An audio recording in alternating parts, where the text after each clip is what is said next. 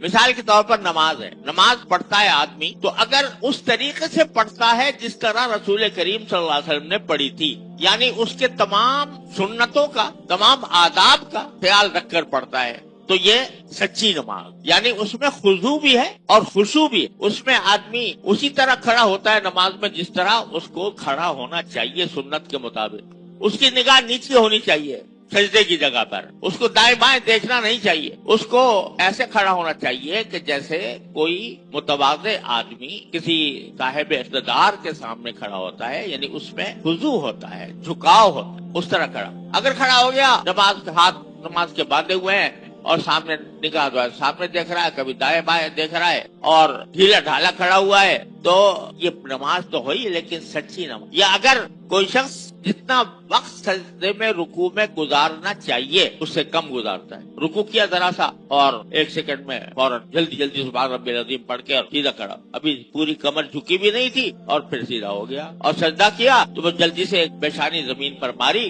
اور اس پر فوراً اٹھا لیا، تو یہ نماز سچی نہیں ہے۔ اس نماز میں صدق کا فقدان ہے۔ چنانچہ ایک صحابی نے اس طریقے سے نماز پڑھی تھی حضور اقدس صلی اللہ علیہ وسلم نے، تو آپ نے فرمایا صلی فإنک لم تصلی، جاؤ دوبارہ نماز پڑھو کیونکہ تم نے نماز نہیں پڑھی۔ اس نماز کی نفی کر دی کیونکہ رکوع صحیح طریقے سے نہیں کیا، سجدہ صحیح طریقے سے نہیں۔ تو اگر نماز کو سچے طریقے سے، صحیح طریقے سے ادا کیا جا رہا ہے جیسا کہ اس کے فرائض ہیں، واجبات ہیں، سنتیں ہیں، ان سنتوں کے ساتھ ادا کیا جا رہا ہے تو نماز سچی ہے، ورنہ نماز سچی نہیں ہے، نماز میں سچائی نہیں۔ اگر اللہ کے لیے پڑھی جا رہی ہے تو نماز سچی ہے، اگر دکھاوے کے لیے پڑھی جا رہی ہے نماز سچی نہیں ہے، جھوٹی ہے۔ صدقہ ہے، زکوٰۃ ہے، وہ اگر اس طریقے سے دیا جا رہا ہے جیسے کہ حکم ہے کہ کوشش کرو کہ اخفا کے ساتھ دے دو، اور جب دو تو دینے کے بعد کسی پر احسان نہ جتاؤ، لیکن اگر صدقہ دیا جا رہا ہے اور احسان جتایا جا رہا ہے تو یہ سچا صدقہ نہیں، اس میں صدق کا فقدان۔ یا اگر پیسے دیے جا رہے ہیں مگر اس کا مقصد دکھاوا ہے، لوگ مجھے سخی سمجھے، مجھے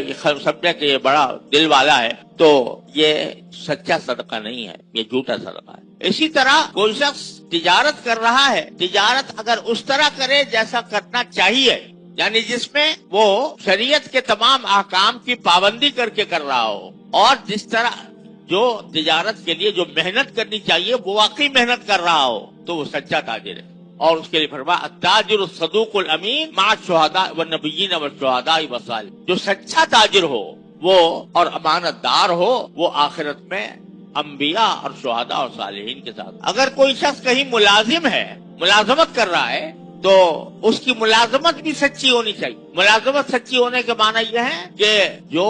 فرائض اس کے ذمہ عائد کیے گئے ہیں ان کو ٹھیک طریقے سے ادا کرے، جو وقت اس نے اپنا بیچا ہے ملازمت کے ذریعے وہ وقت پورا دے۔ اگر اس میں وہ کمی بیشی کر رہا ہے، دیر سے آتا ہے اور جلدی چلا جاتا ہے، تو یہ سچا ملازم نہیں ہے، وہ ملازمت سچی نہیں ہو۔ تو دنیا کے ہر کام میں سچائی اور جھوٹ موجود ہے۔ سچائی یہ ہے کہ جو کام بھی کرو اس کے صحیح طریقے سے انجام دو، کوئی بھی کام ہو وہ اگر صحیح طریقے سے انجام دو گے تو وہ سچا ہے، اور اگر غلط طریقے سے انجام دے تو وہ جھوٹا ہے، یعنی وہ سچا نہیں ہے۔ تو صدق جو مطلوب ہے، سچائی، اس میں زبان کی سچائی بھی داخل ہے اور عمل کی سچائی بھی داخل ہے۔